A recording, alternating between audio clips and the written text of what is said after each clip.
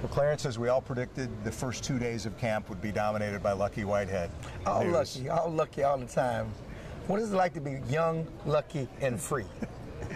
He's got all of those right now. I don't know how lucky he's feeling. How badly have the Cowboys botched this thing? I mean, they botched it, and it's funny because we kicked their butt for not being tough on crime and tough on player discipline. They finally get tough on player discipline and hold someone accountable, and then they mess it up because he's innocent, you know, and it certainly wasn't him. It was certainly a case of mistaken identity, and then they doubled down on that mess up by not holding themselves accountable for their actions. They made a mistake.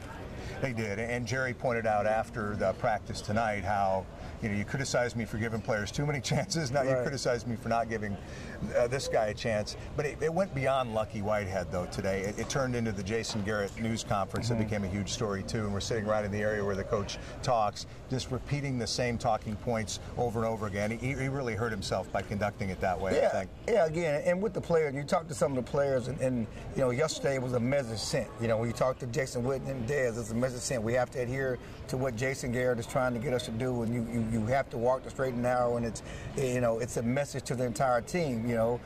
But how was that a message now when basically they didn't stand behind Lucky, who told them he was telling the truth? They basically called him a liar, and it comes out that the police in Virginia were the one who were in the wrong and made the mistake, and it just comes across wrong, and then you won't explain yourself, and you point out issues that happened before camp or things that happened last year. We all knew that before yesterday, before this incident came up. If those were problems, why was he on the team in the first place? I think there was a way, not necessarily to save face for Jason Garrett today, but at least to expand his comments a little bit to the point where he may have appeased us. He was worried about it just going down that road and not being able to stop it, but by simply repeating the same thing over and over again, he just didn't do himself any favor. No, they were fed up with Lucky. They've been fed up with Lucky. They didn't cut him because if something happened and Switzer was injured in training camp, you know, you need that insurance.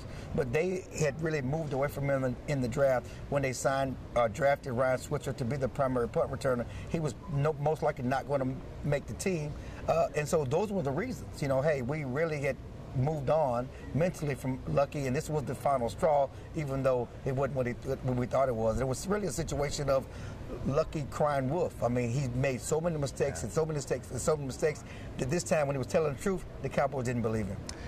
He's a little older, but still lucky and free. Clarence Hill from the Fort Worth Star-Telegram. I'm Mike Ducey, Fox 4 Sports.